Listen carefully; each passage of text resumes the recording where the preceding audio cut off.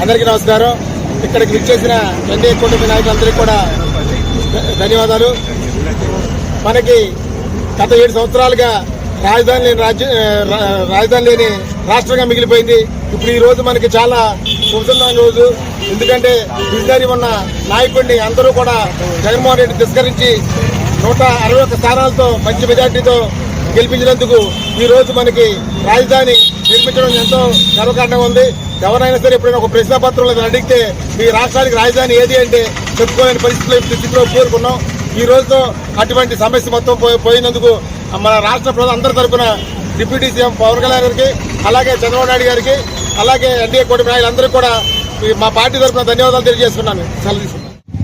ఆంధ్రప్రదేశ్ రాష్ట్ర రాజధాని తెలుగువారి ఆత్మగౌరవానికి ప్రతీకైన అమరావతి పేరు మీద 2014-19లో మన రాష్ట్రం విడిపోయినప్పుడు తొలి నవ్యాంధ్రప్రదేశ్ ముఖ్యమంత్రిగా గౌరవనీయులు శ్రీ నారా చంద్రబాబు నాయుడు గారు ముఖ్యమంత్రి అయినప్పుడు ఆనాడే అమరావతి రాజధాని నిర్మాణానికి శంకుస్థాపన చేసి 2015 అక్టోబర్ 22వ తారీఖున అంటే విజయదశమి రోజు ఆ రోజు 29 గ్రామాల రైతులు సుమారు 33,000 ఎకరాల భూమిని రాష్ట్ర రాజధాని కోసం వారి స్వార్థం లేకుండా మంచి కోసం వారు రాజధానికి ఇస్తే ఆనాడు 2015లో అక్టోబర్ 22న మన భారత ప్రధాన మంత్రి నరేంద్ర మోడీ గారు అదేవిధంగా వివిధ దేశాల నుంచి ప్రతినిధులు అందరినీ తీసుకొచ్చి ప్రతి గ్రామంలో అదేవిధంగా ప్రతి రాష్ట్రంలో ఉన్న పవిత్రమైన పుణ్యక్షేత్రాలు కానీ చర్చిలు కానీ మసీదులు కానీ అక్కడ మట్టిని నీరుని తీసుకొచ్చి ఒక పవిత్రమైన కార్యక్రమంగా ఆ రోజు నిర్మాణానికి శ్రీకారం చుట్టి ఆ రోజు కూడా ఇదే ఇప్పుడు ప్రస్తుత పులివెందుల ఎమ్మెల్యే జగన్ రెడ్డి ఆనాడు రాష్ట్ర రాజధాని అవసరం లేదని చెప్పి విషం కక్కుతుంటే మనందరం చంద్రబాబు నాయుడు గారి నాయకత్వంలో ఆనాడు ప్రతి ఒక్క వ్యక్తికి ఆంధ్రప్రదేశ్ రాష్ట్రంలో అందరికీ వెళ్ళి ఇన్విటేషన్లు ఇచ్చి ఆహ్వాన పత్రాలు అదేవిధంగా రాజధాని శంకుస్థాపనకి మేమందరం ఆహ్వానించడం జరిగింది.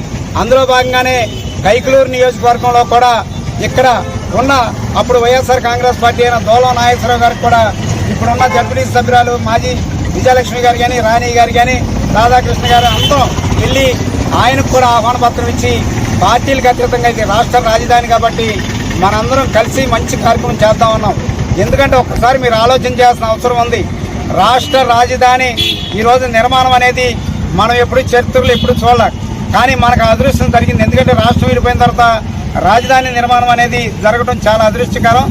దానిలో భాగంగానే ఆనాడు చంద్రబాబు నాయుడు గారు చేసిన ప్రక్రియలో ఉంటే 2019-24లో ప్రస్తుత పులివెందుల ఎమ్మెల్యే జగన్ రెడ్డి అధికారంలో రాగానే రాజధాని వద్దని చెప్పి చంద్రబాబు గారి మీద కోపంతో ఆనాడు 3 రాజధానుల పేరట ప్రతి నియోజకవర్గంలో కార్యక్రమాలు పెట్టి రాజధాని అవహేళన చేసిన చరిత్ర మనందరికీ తెలిసింది.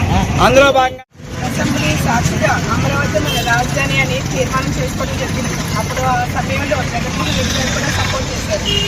అయితే జగన్మోహన్ రెడ్డి గారు 2019 అధికారంలోకి రాగానే 3 ముక్కల ఆటలాగా 3 రాజధానులు తీసుకొచ్చారు.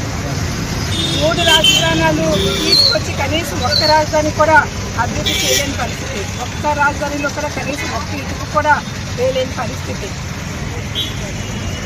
అలాగే అమరావతి రైతులందరూ కూడా ఎవరైతే భూమి ఇచ్చారో స్థలాలు ఇచ్చారో త్యాగాలు చేశారో వాళ్ళందరూ కూడా గత ప్రభుత్వంలో రోడ్డు మీదకి వచ్చి ధర్నాలు చేశారు.